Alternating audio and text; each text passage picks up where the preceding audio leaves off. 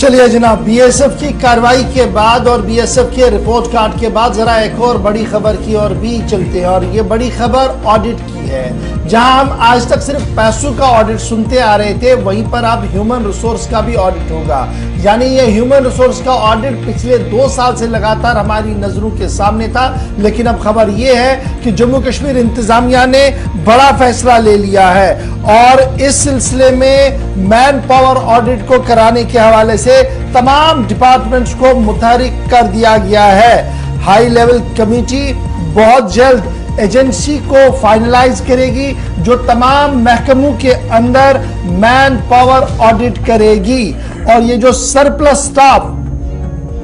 हर department के अंदर है उसको कहां पर इस्तेमाल करना है, उस हवाले से हिकमत अमली को तरतीब दिया जाएगा। अब याद रखिएगा, ये मैन पावर ऑडिट एक बार हो चुका है सिविल सेक्रेटरीट के अंदर एक ट्रायल बुनियाद पर, और फिर उसके बाद दोबारा इसको किया गया तो पता लगा कि जो सेक्रेटरीट के अंदर सबऑर्डिनेट सर्विसेज के मुलाजमीन है उसमें बहुत ज्यादा सरप्लस स्टाफ था और कमोबेश 100 एम्प्लॉयज आइडेंटिफाई किए गए थे सिविल सेक्रेटरीट के अंदर जो सरप्लस थे डिपार्टमेंट्स के अंदर। और बाद में बाज़ाब्ता तौर पर एक मैकेनिज्म बनाया गया, उस मैकेनिज्म के तहत उन मुलाजमीन को मुख्तलिफ महकमों के अंदर डाल दिया गया ताकि वो वहां पर काम कर सके और उनके काम को वहां पर लिया जा सके। और अब खबर यह है कि हुकूमती सतह पर बाज़ाब्ता तौर पर हाई लेवल कमेटी एक और ऑडिट करने जा रही है और ये ऑडिट फाइनल कराने के लिए एक हाई लेवल कमेटी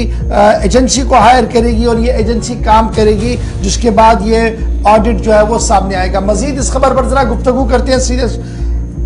श्रीनगर चलेंगे जी, जहां से हमारे साथ हिलाल हांजुरी ज्वाइन करेंगे, क्योंकि यूनियन टेरिटरी जम्मू कश्मीर के अंदर इस तरीके की जो खबर जब हम आपके सामने रख रहे हैं कि मैन पावर ऑडिट होगा और सभी डिपार्टमेंट्स के अंदर ये ऑडिट होगा, जैसे उसी तरीके का ऑडिट होगा जिस तरीके से हमने सेक्रेटरीट के अंदर सबऑर्डिनेट सर्विसेज एम्प्लॉयज के हवाले से किया था, जिसके मौसर और बेहतर नताइज देखने को मिले थे। और इब्तिदाई राउंड के अंदर ही 100 मुलाजमीन को देखा गया था कि उनके काम, या तो उनके पास कोई काम ही नहीं था या उनके पास उतना कम काम था कि उसे मॉडर्न इक्विपमेंट्स यानी जो ऑनलाइन निज़ाम के तहत कहीं पर रखा ही नहीं जा सकता था। तो यही वजह है कि फिर उन मुलाजमीन को उन डिपार्टमेंट्स के अंदर शिफ्ट किया गया जहां पर दूसरे डिपार्टमेंट्स के लोग कह रहे थे कि साहब उन्हें मैन पावर की जरूरत है, उन्हें एचआर की जरूरत है। तो सीधे चलेंगे श्रीनगर, जहां से हिलाल हमारे साथ है। हिलाल, बड़ी इंपॉर्टेंट खबर यह है कि अब ऑडिट होगा और ये ऑडिट जो है ये ह्यूमन पावर ऑडिट होगा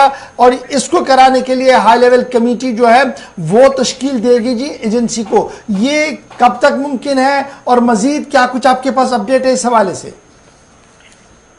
देखिए गौर, इससे पहले कि जम्मू कश्मीर के अंदर जो ये मुलाजमीन का ऑडिट शुरू हो चुका है, इससे समझा जा सकता है कि जम्मू कश्मीर के अंदर एक अच्छी तब्दीली देखने को मिल सकती है, खासतौर पर उन डिपार्टमेंट्स के अंदर जहां पर अफरादी कुव्वत कम होने की वजह से जो काम है वो मुतासिर हो रहे हैं। हालांकि चीफ सेक्रेटरी की सदारत में इस हवाले से एक मीटिंग भी मुनक्कद की गई है और इस मीटिंग के अंदर न सिर्फ इस चीफ सेक्रेटरी बल्कि साबिक चीफ सेक्रेटरी के अंदर भी एक तसलसल जो मीटिंग का वो शुरू हो चुका था, लेकिन काम इस पर नहीं हुआ था। लेकिन अब कुछ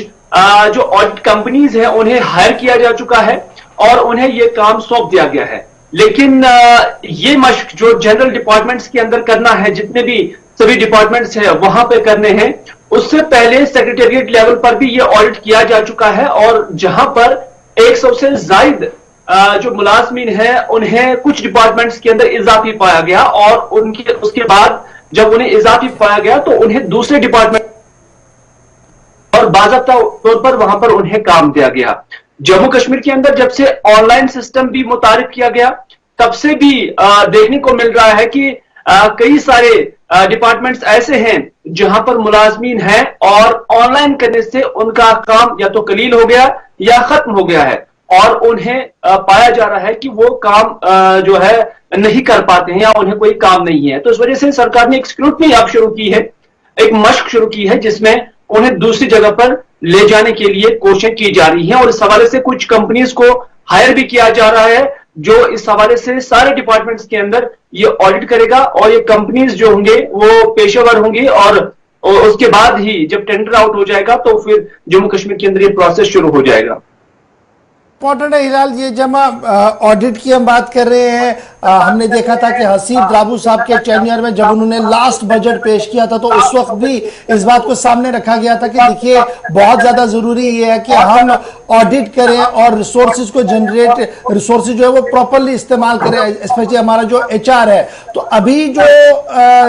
चलने जा रहा है, क्या मैं ये समझूं कि तब से आहिस्ता आहिस्ता करके काम हो रहा था और अब ये स्पीड अप होगा, और जो हम अक्सर देख रहे हैं कि कहीं पर सरप्लस स्टाफ है, कहीं पर कम स्टाफ है, इसको स्ट्रीमलाइन किया जाएगा, इसी जरिए से ये जो ऑडिट हो रहा है एचआर का?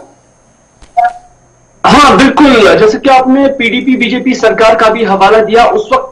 ये कोशिश की गई थी कि जम्मू कश्मीर के अंदर इस मश्क को शुरू किया जाए और उसके बाद सभी डिपार्टमेंट्स के अंदर सैचुरेशन को कहीं ना कहीं लाया जाए। लेकिन अब देखा जा रहा है कि अगर उस दौर में नहीं, लेकिन इस दौर में, हालांकि इस लेफ्टिनेंट गवर्नर डिस्पेंसेशन में भी बहुत वक्त जो है इस पर लगा है। कई सारी निशस्तें इससे पहले चीफ सेक्रेटरी की सदारत में भी हुई हैं और जो मौजूदा चीफ सेक्रेटरी अरुण कुमार मेहता है उनकी सदारत में भी मीटिंगें हो रही हैं और अब हतमी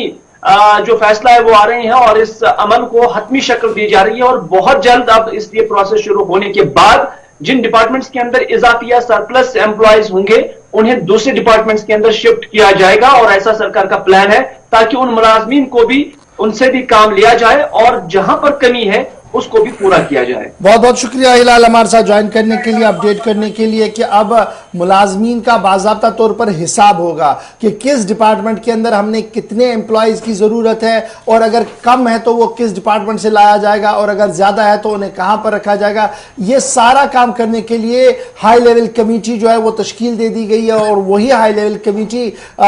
तीसरी एक कंपनी को हायर करेगी, थर्ड पार्टी कंपनी को हायर करेगी जो ये पूरा प्रोसेस जम्मू कश्मीर के अंदर चलाएगी मुलाजमीन के हवाले से, और ये ऑडिट मुकम्मल होगा और उसके बाद ही रिपोर्ट